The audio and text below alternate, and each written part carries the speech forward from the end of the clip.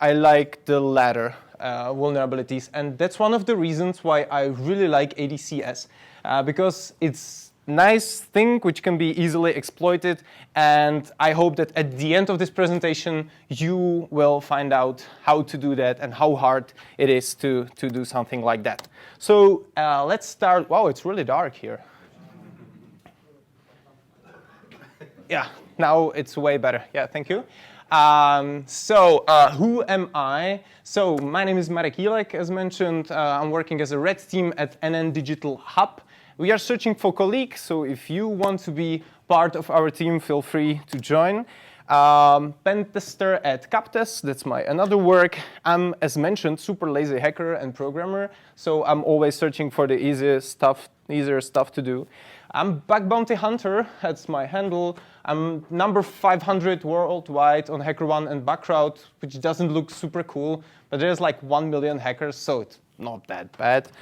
I did more than 5,000 responsible disclosures. Majority of those people never replied back, but yeah, that's what you will find out during doing responsible disclosures, that people are just not waiting on the mailbox for you to contact them.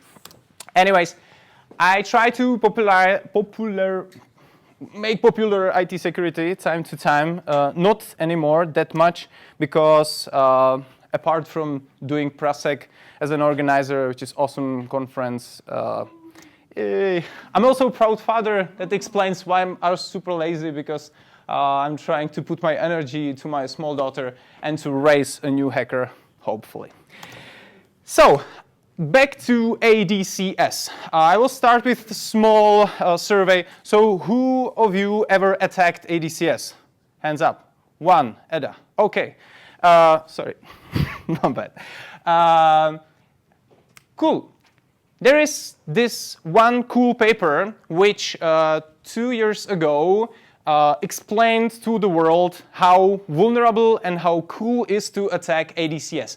That paper is called Certified Pre-Owned, Abusing Active Directory Certificate Services. It was written by guys from SpectreOps, Will Schrader and Lee Christensen, and it's super long. It has 143 pages, so I will just briefly try to squeeze it all to one presentation, and hopefully you will take something out of it. Here is better post. I will then share this slides. This post is trying to put it on one blog post, so it's better than the PDF, but still pretty long. And the paper, they introduced multiple techniques. First one was 9 different techniques how to use ADCS and misconfigurations in it for privilege escalations. They also showed 5 different ways how to steal credential material, in this case, how to steal certificates. They also showed how to use it for persistence, for domain persistence, and because SpectreOps, they are really good guys, they also showed how to prevent all those attacks and how to detect them, which is always cool if you're showing some attack to also give the blue side the way and means how to protect themselves. So thanks for that. I just find out that I'm talking about ADCS a lot and I haven't introduced that concept yet. So before going to the certificates, I will just briefly mention that ADCS means Active Directory Certification Services. But now let's go to the certificates. This X509, it's a standard which defines the format of public key certificates. You probably saw it if you open it in the Windows, for example, PFX certificate, you will see something like this. So certificate is a wrapper over public key, which contains, for example, public key material, no surprise here, subject, that means to whom that certificate was issued, to whom this public key material belongs, who is the certification authority that issued that certificate and validates whether it is valid or not, then validity, for how long this certificate will be valid, and EQU, that contains for which you can use that specific certificate. And we will jump to that right now because that's going to be important later. EKU stands for Enhanced Key Usage. It tells you that this public key can be used for this. Majority of us, or at least for me, when I hear certificate, one of the first things that I remember is HTTPS, and the server, it has a public certificate which proves some identity of that server. So the different certificate is used, or you need to have certificate which supports server authentication for that. But if you are, for example, securing emails, you need, again, another EKU in that server, so in that certificate. So this part of the certificate defines what you can use that certificate for. So server authentication was already mentioned, client authentication. That means it ensures the identity of a client, and will be super interesting later because it allows you, that certificate allows you to log in somewhere. So if you have certificate which supports client authentication, then with using just that certificate, you can log in somewhere. Then you can use it for code signing if the specific EKU is defined in the certificate, for email protection, etc., etc., etc. For us as an attackers, there are only few EKUs which are interesting. That's client authentication, smart card logon, and any purpose EKU. And that's because those certificates, as mentioned, they give you the possibility to use it as a credential material to log in to some machines. And now let's go to the ADCS itself. In the realm of AD, the ADCS means Windows Server role for issuing and managing public key infrastructure, PKI certificates, used in secure communication and authentication protocols. So it acts as a local certification authority for the AD. So if you have, for example, company, not every certificate which is used inside of your company is trusted by the whole world. Not every certificate was issued by Let's Encrypt or VeriSign or DigiSign or whatever, because you don't need that. You only need to trust, you need to have full control over that, and you only need your own implementation. So that's ADCS is for. It lives within your domain and acts as a local certification authority for that Active Directory. It manages certificate templates, issues new certificates, manages CRL, that's certificate revocation list. That's the list of all certificates which are not valid even though they would supposed to be, for example, based on the time. So if somebody hacks you, you need to revalidate, invalidate all the certificates which were created, etc. So that's also handled by this ADCS service. If you're an attacker who landed on a machine which lives within some domain, you need to do some enumeration to find out some data about ADCS. Because you've heard on some presentation from Marek Jílek that it's super cool to attack ADCS. So why not to enumerate ADCS to find out what's the current situation? And for that, Windows is awesome because they are giving us some native tools that you can use. For example, this certutil that will give you some basic information about which certification authority is used in your domain. You also have some PowerShell commands that you can use for it. You can also use AD Explorer because everything which is related to ADCS is also reflected in the domain. So in domain objects, you can find different certification templates and settings which are applicable to ADCS. So just simple AD Explorer can give you some insight into what's happening in ADCS. And then, of course, there are some specialized tools. The more well-known is Certify, because that was written by the William Schrader, Harmjoy themselves or himself, because he wrote it when he was creating that huge white paper with all describes attacks. And now it's demo time, so I'm gonna show you that during my demo, and as you know, nothing ever works during demo, so sorry for whatever will happen, because there will be something, and that's the first thing. No.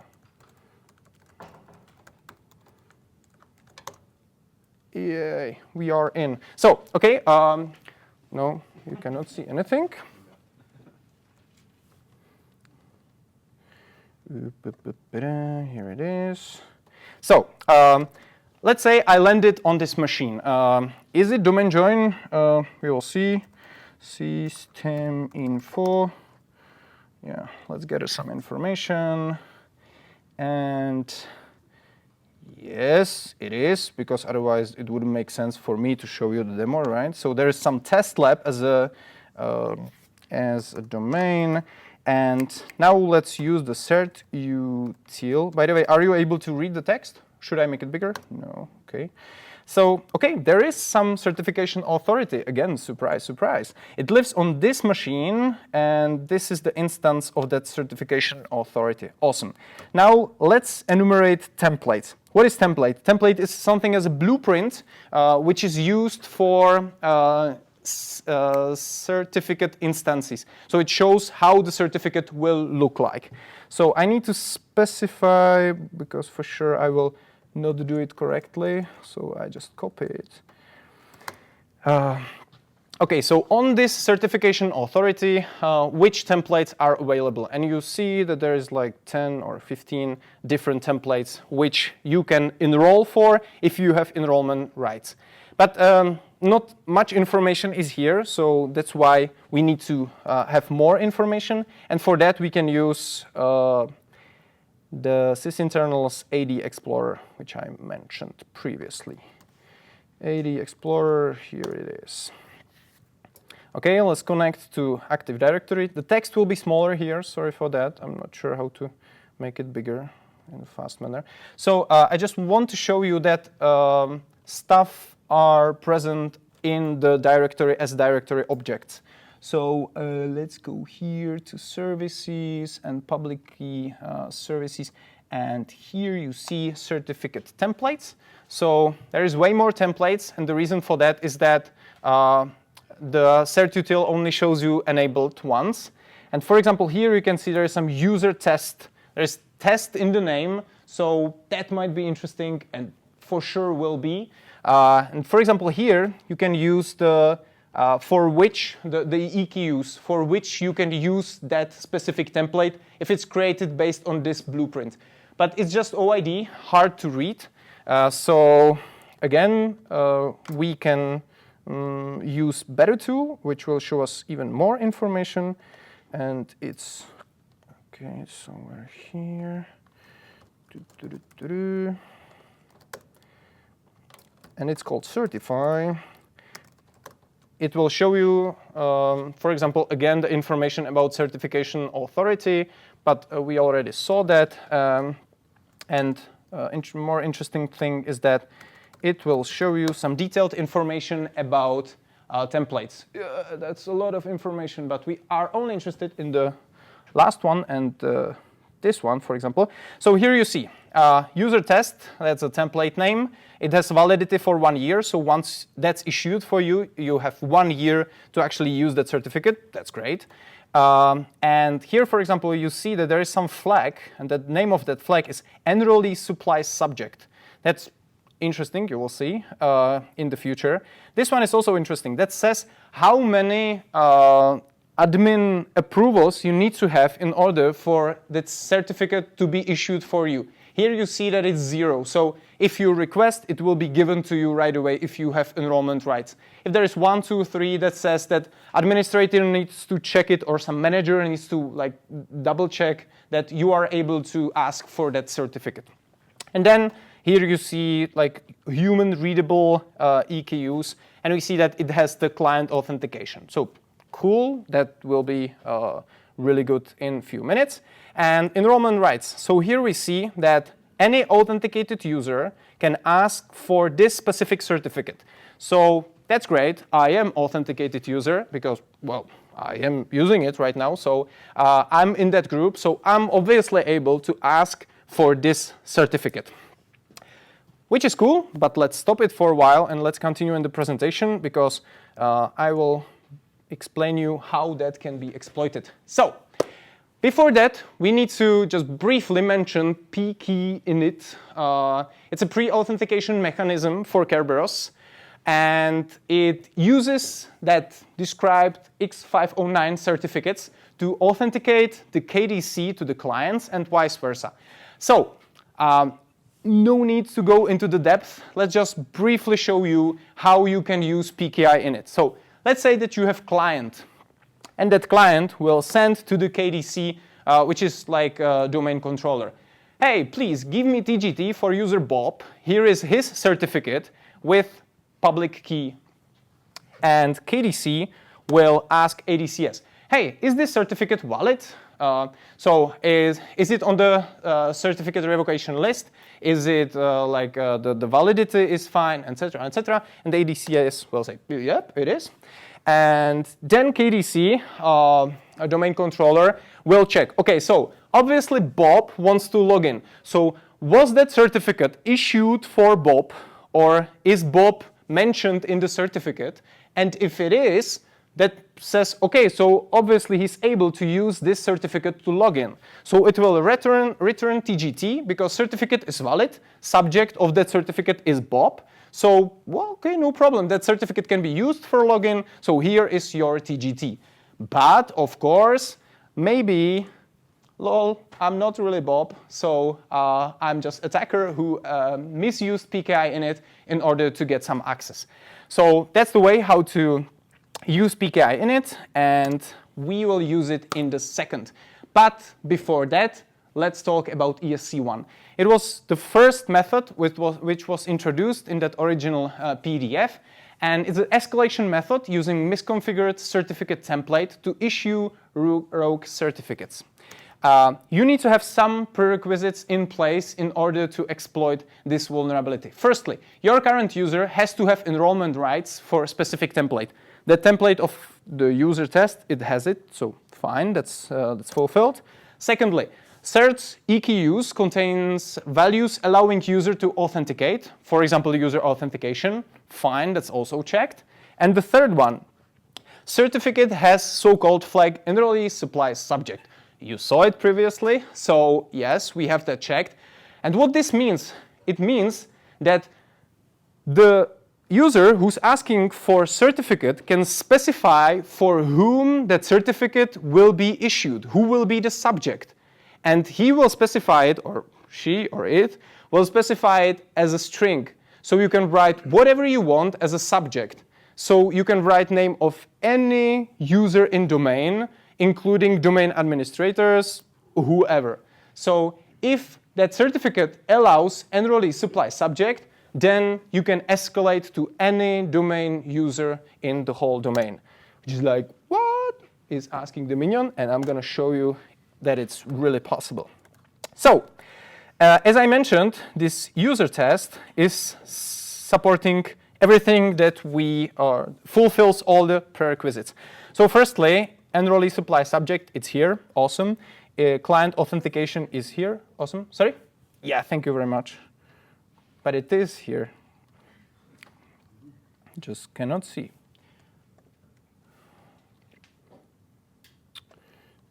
Okay, so again, employee enrollee supply subject, it is here. The user test, client authentication, it's here. And we, as authenticated users, are able to ask for a certificate.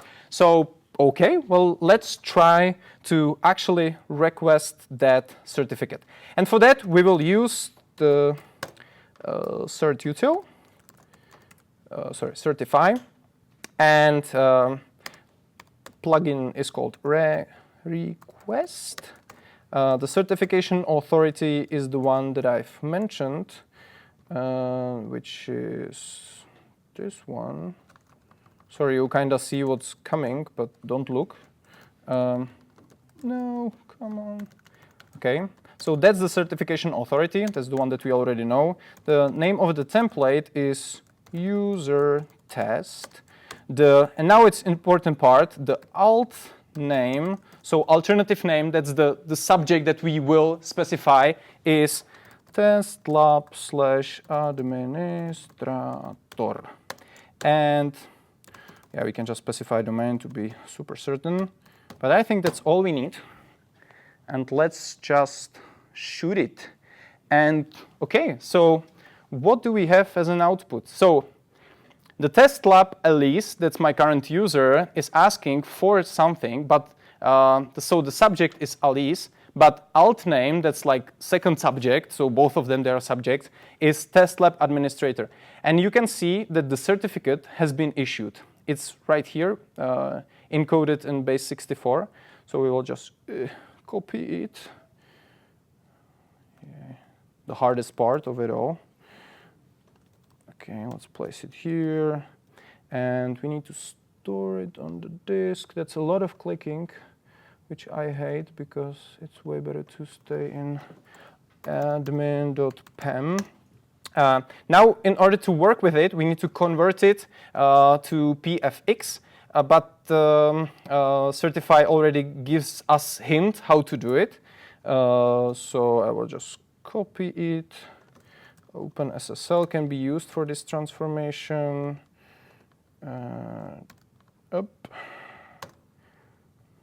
Now, because we are creating a certificate, and in that certificate there is that public key, which is like wrapped in the certificate, but also part of it is private key. And that private key should be protected. So it tells you, okay, I will create PFX for you, but let's use password for it because it contains sensitive files, so please protect it. But it also allows you to use empty password. So never use it in production, but yeah, I can. Because why not? Nobody can make me do anything. Okay, so let's see what was created. So admin.pfx, we created this certificate, and let's examine that. And now we see the certificate. So it was issued to Alice, issued by Test Certification Authority, but that's not that interesting. For us, what's more interesting is, firstly, can it be used for client authentication? Yes, it can be. It's in EQU specified. Second one, what's the subject alternative name? It is testlab/administrator.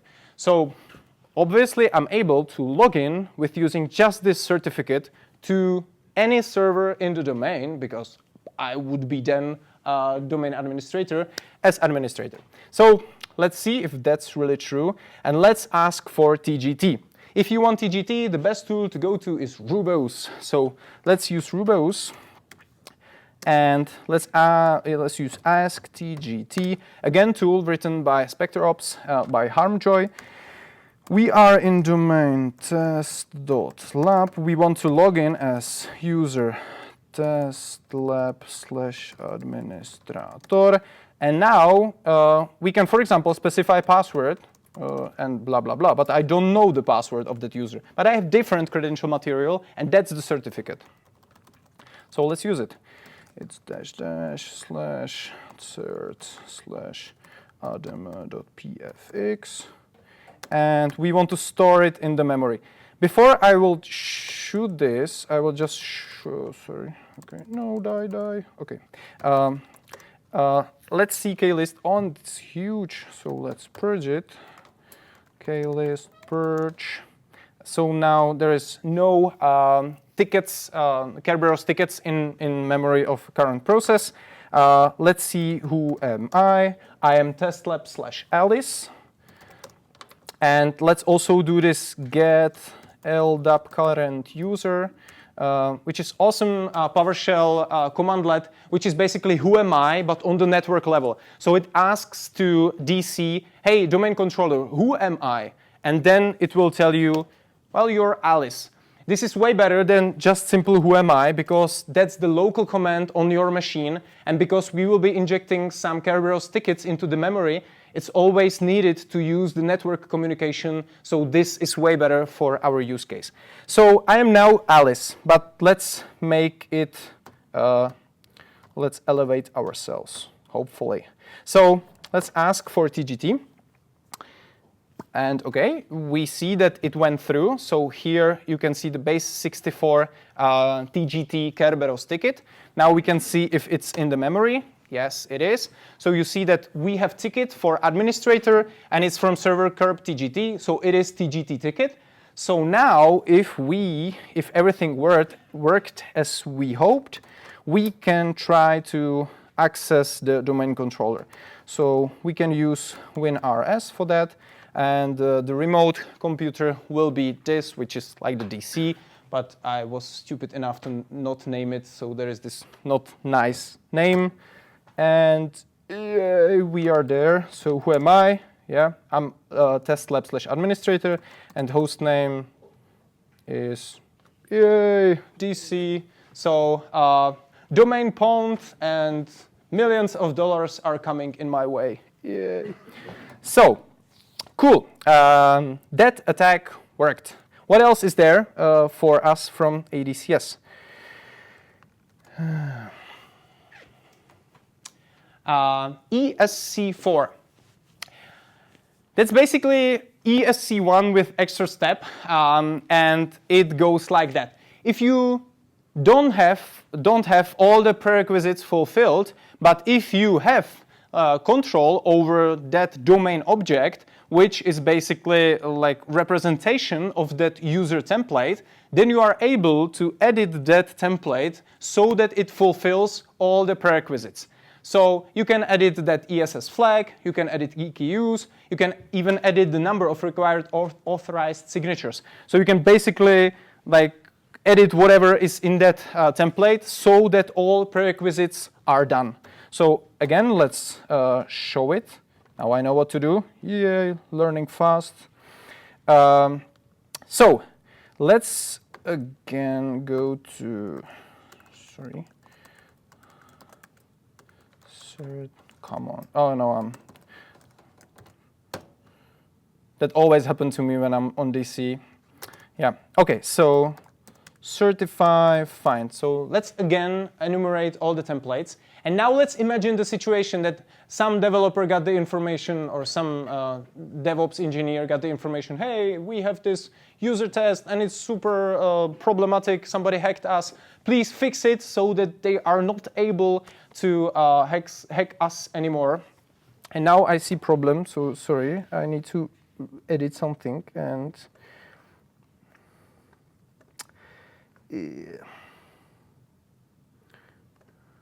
I was testing it if it's working, and now I forgot to change it back.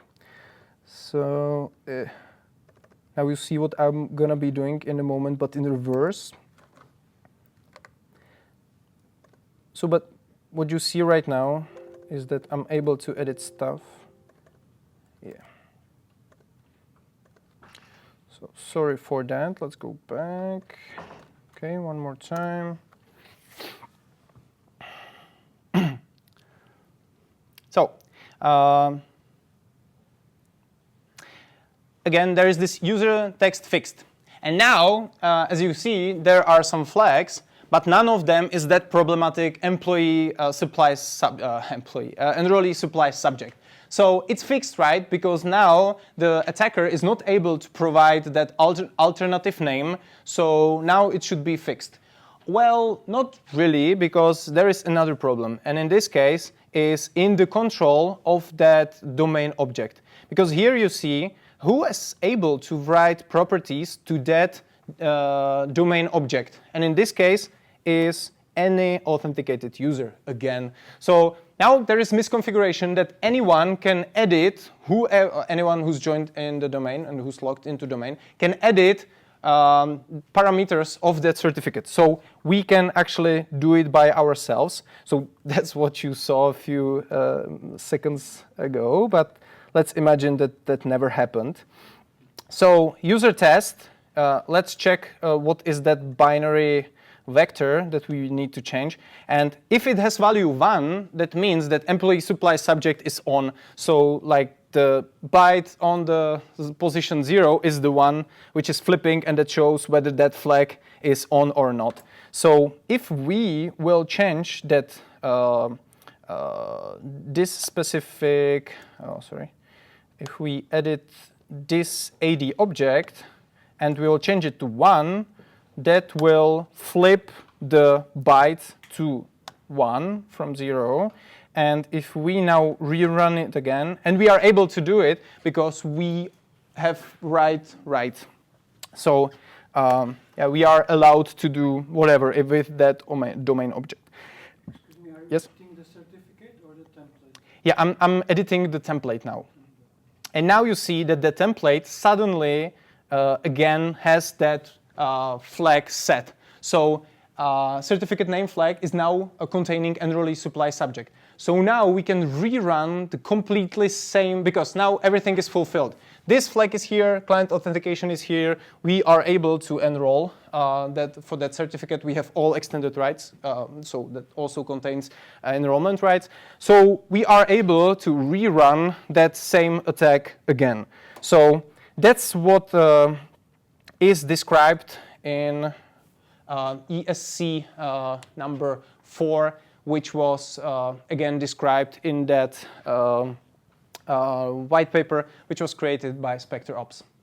So there are some other attacks. I will not going to show you anymore. I think you see the basic attack which can be done. And some other which were described are too complex to now mention in this presentation, so I will only briefly mention few. So ESC2 is same as ESC1, but EQU contains any purpose EQU or no EQU. Any purpose EQU, that's like a joker, jolik, that allows you to do anything with that certificate. So if everything else is fulfilled, then client authentication is basically part of that any purpose EQU. And there's also one caveat, no EQU, if there's nothing defined in that certificate, that also means that you can do anything with that, which is kind of counterintuitive, but on the other hand, it doesn't make sense to have certificate which does nothing. So if there is like no EQU at all, that means any purpose EQU, that means that you can also use it for escalation attack. ESC7, for example, is when the whole certificate authority is misconfigured, because again, certificate authority is again domain object, which can be misconfigured and anyone can have right access to it. So then you can basically edit some changes which will make it insecure, and then you can exploit it. And really cool attack is ESC number 8. That basically allows you to do NTLM relay. So what will you do? For example, with using Petit Potam, you will force DC to connect to your machine, and then you will relay that request from DC, and you will send it towards the ADCS, and you will use the NTLM header, and you will like resend it, and then on the reply back, you will receive the certificate which will be issued for the domain administrator. So kind of complicated to actually do it, because firstly, in your network, the NTLM signing needs to be turned off, and there are some different problems, like there needs to be visibilities, etc. But it's super cool attack, and very often can also give you some really nice results. So that's the ESC8. But the whole certificate stuff is not just about escalating privileges. It's also about getting or understanding that certificates can be used as credential material. So basically you are able to use certificates to log in somewhere. Very often people think that only like name and password or some access token or something can be used to access stuff, but also certificates as such. So this theft that tells you how to get those certificates, because certificates are cool. More you have, the merrier. So firstly, if you land on some machine, it's always a good idea to search in store, because that's the local store on your machine which contains all the certificates which are imported to your machine. For example, it contains all the certificates of the trusted root level certification authorities, but also there will be your own certification authority, public certificate, etc. But sometimes you can also store some certificates in it, which, for example, allow you to RDP to some machine. So that's great to steal them and then use them for privilege escalation or for lateral movement somewhere else. Or the theft number 4, it's super easy. Just basically search on the disk if there is something which contains like .pem, .pfx, etc. Just be careful. Just the fact that you will grab the PFX doesn't mean that you have like all the doors opened. You also need to have password. If it's not empty password, like I used in the demo, but very often is not. But we know from production that people are very often using that there's PFX, and right next to it there's txt file, right? Which is saying, hey, the password is 12345. Yeah, that happens. So the thing that you should take out of it is to protect your certificates, because they can be stolen by attackers, and they can be, so it's ideal to use some secure storage stuff to, because certificates are sensitive credential material. And also what it can be used for is persistence. Because if you understand how it works, you can also see that you can use it for, if you land on some machine and you will get to context of some user, you can just simply ask for whatever template, no need to play with the alt names, etc. Because if there is any certificate that you would get from the context of that user, you can later use it to log into to any machine. So you can just simply execute certify.exe request and request, for example, template user, which is like the basic template. And if it allows to log in somewhere, that's the way how to actually like cement your position, because even if the computer is then turned off, if you have still network access, you can log in back to that machine, because you have valid certificate which allows you to actually log into any machine. And then there's this super huge and super cool stuff, and that's golden certificate attack. And with this name, it's dpersist1. And basically, so if you already have access on the domain controller, and if you are there as a local administrator or domain administrator, that's the same in this context, you are able to actually export the certificate which is used to sign another certificate. So then you can become a certification authority by yourself.